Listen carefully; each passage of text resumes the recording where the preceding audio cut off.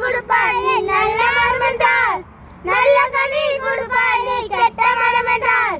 கெட்ட கனி கொடுப்பாய் நீ நல்ல மரம் என்று. யோசி தம்பி நீ என்ன மரம் என்று, யோசி தம்பி நான் நல்ல மரம் தானே, கனி தருவேனே நான்